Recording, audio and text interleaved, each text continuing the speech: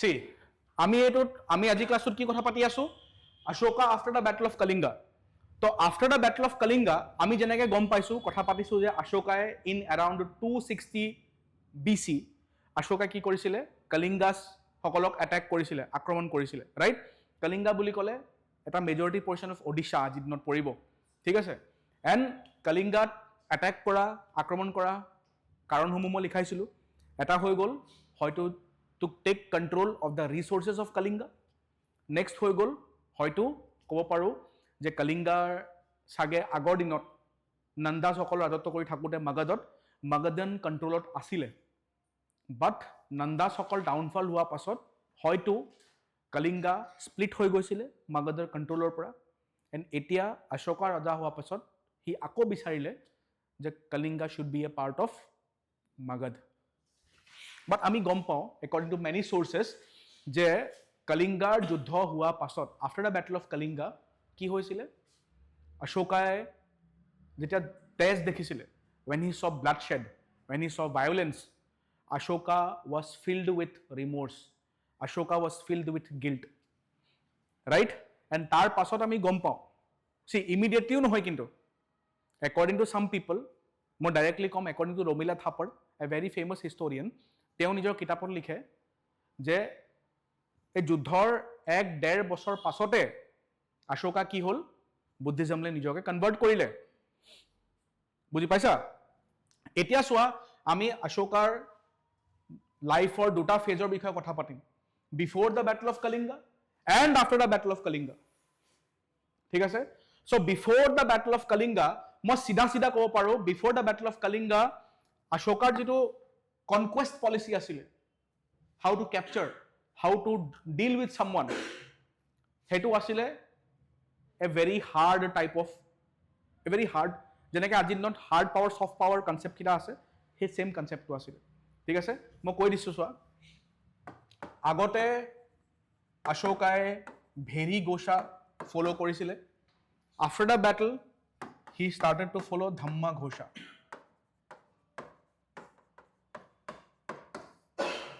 ঠিক আছে মই সিধা কম সিম্পলি কম যে ভেৰি ঘোষা can be equated with hard power এই হাৰ্ড পাৱাৰ আৰু সফট পাৱাৰ যিকেইটা টাৰ্মছ হয় সেইকেইটা টাৰ্ম আজি দিনৰ ইণ্টাৰনেশ্যনেল ৰিলেশ্যনত ইউজ কৰা হয় okay hard power and soft power লগত ইকুৱেট কৰিব পাৰোঁ আমি লগত সিমিলাৰিটি দিব পাৰোঁ আমি ঠিক আছে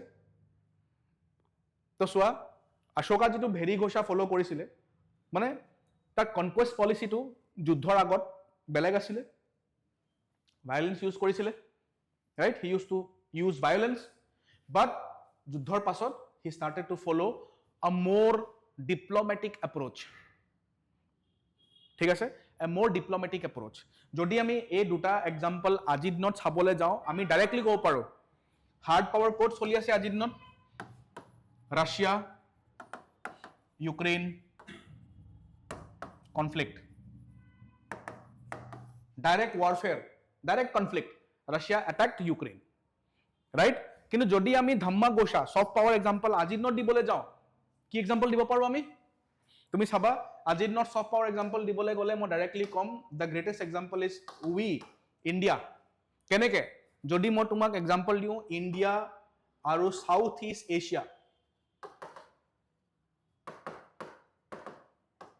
ইণ্ডিয়া আৰু সাউথ ইষ্ট এছিয়াৰ ডিপ্ল'মেটিক পলিচি কেনেকৈ চলে বা ইণ্ডিয়া সাউথ ইষ্ট এছিয়াৰ সফট পাৱাৰ কেনেকৈ ইউজ কৰে আমি কেনেকৈ ইউজ কৰোঁ সিহঁতৰ লগত সিহঁতকতো আমি দখল কৰিব যোৱা নাই আমি সাউথ ইষ্ট এছিয়াত এটেক কৰিব যোৱা নাই গম পাইছা আমি সিহঁতক কি কওঁ উই ইউজ সফট পাৱাৰ উই ইউজ ডিপ্ল'মেচি কেনেকৈ ইউজ কৰোঁ ডিপ্ল'মেচি আমি সিহঁতৰ লগত মানে আমি সিহঁতক হিষ্টৰিকেল চেণ্টি দিওঁ যে আগৰ দিনত কি আছিলে ছোলাসকল সাউথ ইষ্ট এছিয়াত ৰুল কৰিছিল ৰুল নহয় আমাৰ ইণ্ডিয়াৰ ছোলা এম্পায়াৰৰ ইনফ্লুৱেঞ্চ আছিলে সাউথ ইষ্ট এছিয়াত ঠিক আছে বুদ্ধিজম হিন্দুইজম ইণ্ডিয়াৰ পৰা ওলাই গৈ সাউথ ইষ্ট এছিয়াত বহুত পপুলাৰ হৈ আছে এক্সাম্পলছ দিবলৈ গ'লে মই ক'ব পাৰোঁ থাইলেণ্ডৰ আজিৰ কেপিটেল হৈছে বেংকক আগৰ কেপিটেল আছিলে আয়ুথায়া ৰাইট আগৰ কেপিটেল কি আছিলে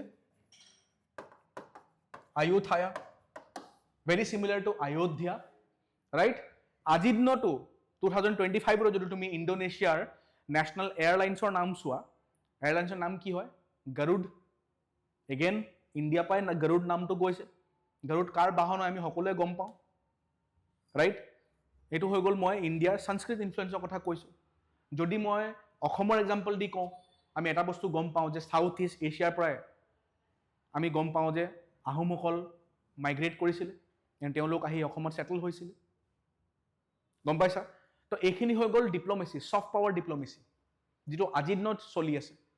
এণ্ড সেইটো টাইমত যেতিয়া কলিংগা যুদ্ধটো হৈছিলে, সেই টাইমত তুমি চাবা অশোকাৰ হাৰ্ড পাৱাৰটো ছফ্ট পাৱাৰলৈ কনভাৰ্ট হৈ গ'ল। অশোকাই ভাবিলে যে মই instead of using direct violence মই মানুহখিনিক ইনফ্লুৱেঞ্চ কৰোঁ, ঠিক আছে? চ' আৰু এটা মই ৱৰ্ড ইউজ কৰিব পাৰোঁ। বিফৰ দ্য ৱাৰ অশোকা যুদ্ধ কৰিছিলে, মানে ৱাৰ কনকুৱেষ্ট আছিলে, কনকুৱেষ্ট পলিচি আছিলে war before the Kalinga battle. But after the Kalinga war of Kalinga তাৰ কনকুৱেষ্ট পলিচিটো হৈ গ'ল a more of a cultural conquest. He started to follow' a cultural conquest policy. Cultural conquest কেনেকৈ কালচাৰেল কনকুৱেষ্ট গম পোৱা নে? কালচাৰেল কনকুৱেষ্ট বুলি ক'লে হি ষ্টাৰ্টেড টু কনচিডাৰ পিপল, তাৰ নিজৰ যিখিনি ৰাজ্যৰ মানুহ আছিলে, নিজৰ ৰাজ্যৰ মানুহখিনিক সি ল'ৰা ছোৱালীৰ নিচিনাকৈ ট্ৰিট কৰিব ষ্টাৰ্ট কৰিলে। সেইটো কাৰণে কি কৰিলে, নিজৰ ৰাজ্যখনত জেগাই জেগাই ইনস্ক্ৰিপশ্যনছ আৰু পিলাৰ্ছ বহালে, পিলাৰ্ছ। তাত মেছেজেছ লিখিলে, গম পাইছা? মেছেজেছখিনি কেনেকৈ লিখিলে, কি মেছেজ লিখিলে গম পোৱা নে? মানুহখিনিক ভাল মেছেজ দিবলৈ ষ্টাৰ্ট কৰিলে আৰু কালচাৰেলি চবকে ইউনাইট কৰিব ট্ৰাই কৰিলে, কালচাৰেলি, গম পাইছা? মেছেজ কেনেকুৱা মেছেজ গম পোৱা নে? যেনেকৈ সেইটো কি বুলি কয়, অশোকাৰ ধাম্মা বুলি কয়, অশোকাৰ ধাম্মা বুলি কয় এইটো, গম পাইছা? তো অশোকাই নিজৰ পিলাৰ আৰু নিজৰ ইনস্ক্ৰিপশ্যনবিলাকত, শিলালিপিবিলাকত যিখিনি মেছেজেছ দিছিলে, সেই মেছেজেছখিনি কেনেকুৱা আছিলে? ইট ৱেৰ লাইক, যেনেকৈ আমি আমাৰ ঘৰত নিয়ম থাকে ন কেইটামান, নিয়ম কি কি থাকে?